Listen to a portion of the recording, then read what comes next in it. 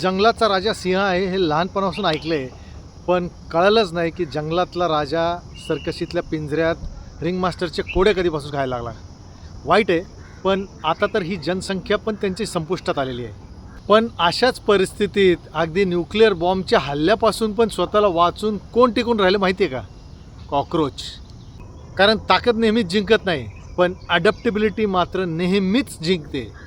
Market बदललं, technology बदलली, customer बदललं, जो बिझनेसमॅन बदलतो तोच मार्केटमध्ये टिकतो.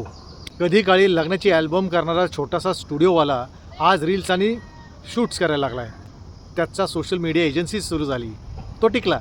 लक्षात ठेवा, बिझनेसमध्ये सिंहासारखी ताकद नसली तरी चालेल, पण कॉकरोचसारखी, झुरळासारखी टिकून राहण्याची क्षमता, अडॅप्टेबिलिटी ही असलीच पाहिजे. कारण जो परिस्थितीनुसार बदलतो तोच शेवटी मार्केटवर राज करतो. नमस्कार, मी तुमचा बिझनेस मित्र तुषार शिंदे.